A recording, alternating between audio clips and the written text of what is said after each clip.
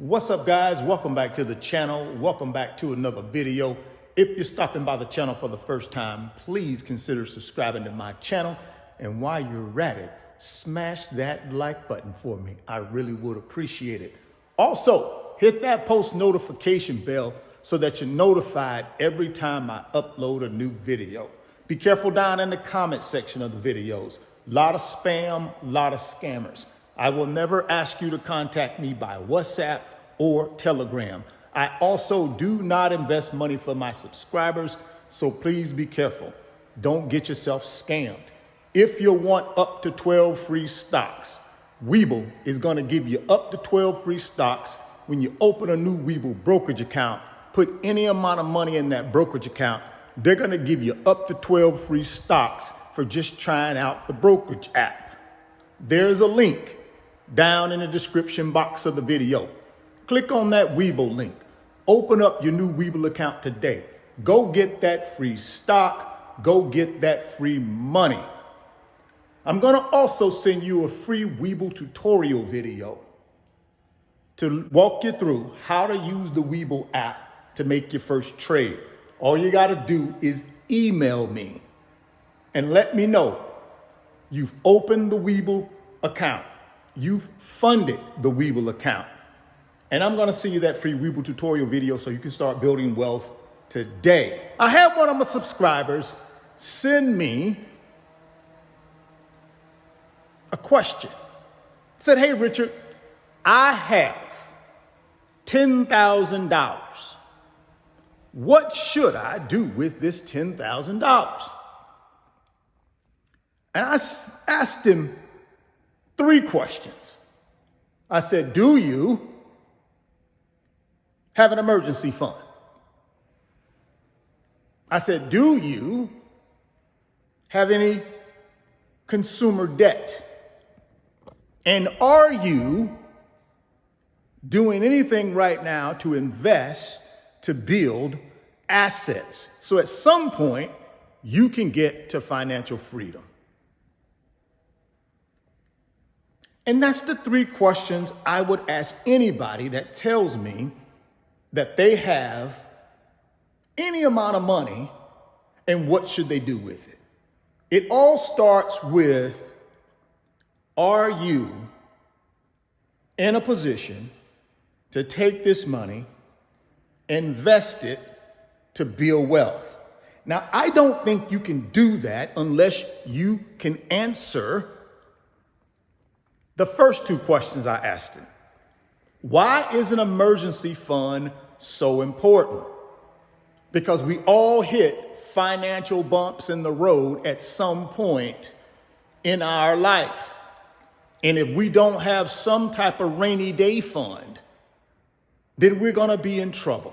If we get sick and can't work, if we get laid off from a job and have no income coming in, we need that 3 to 6 months of our expenses tucked away so that we can financially survive until we're able to get back on our feet and or get a new job. So the emergency fund is the first thing you should be doing if you come in to any amount of money. You need to look at that emergency fund, that rainy day fund. And if it's not there, if it's not fully funded, 3 to 6 months of your expenses, guys, you should be funding that emergency fund first. The second question I asked him, do you have any consumer debt, specifically high interest rate credit card debt? And if you do, as I told him, you should be taking that money and paying down that high interest rate credit card debt. Why should you do that? Because we know the average credit card interest rate is around 25%.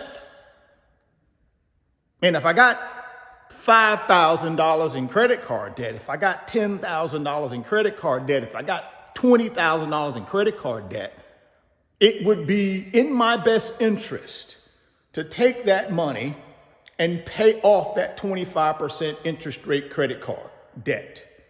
It's just like you making a 25% return on your money. So if I got $10,000 I came into and I got $8,000 in credit card debt, that's the number one thing. Well, not the number one thing. That's the number two thing you should be doing. The number one thing you should be doing is putting that emergency fund together.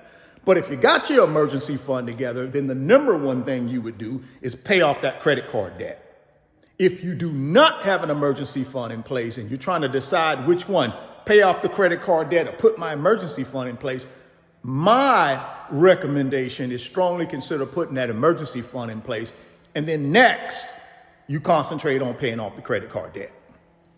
See, that credit card debt is going to keep you from building wealth, guys, especially at today's interest rates. You're talking about historically high interest rates right now when it comes to credit card debt. And there's no way you're able to pay off that $8,000 in credit card debt making the minimum payment. It'll take you 50 years to pay it off.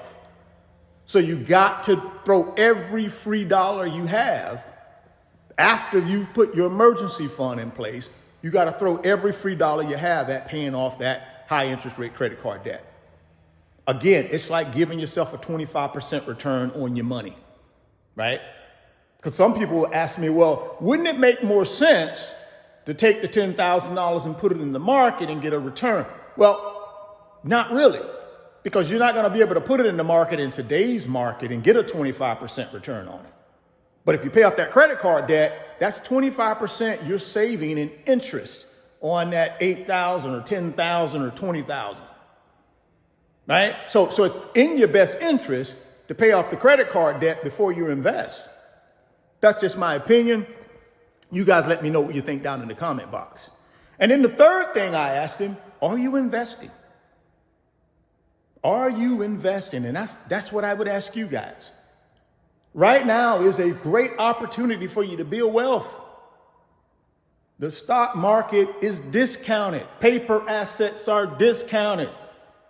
You buy low, you sell high. When they're discounted, it's a good opportunity to buy low. And then you just got to hold them. 3 years, 5 years, 10 years, whatever length of time I got to hold it, I hold it. But at some point, I get myself back to a situation where they're trading at a premium, and that's where I build my net worth. But I can't invest in assets like paper assets if those first two things I mentioned are not in place.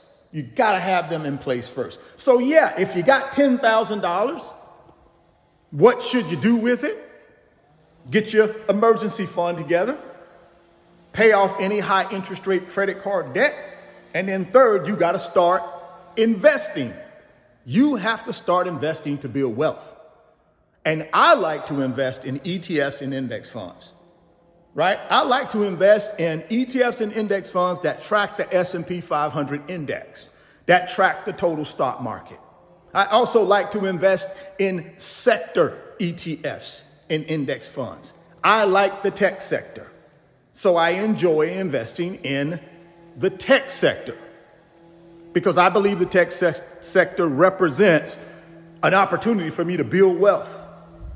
So yeah, man, if you got $10,000, you don't know what to do with it, think about those three things that I just mentioned. I think those are strong ways to use $10,000 or any amount of money that you come into and you're trying to decide what to do with it.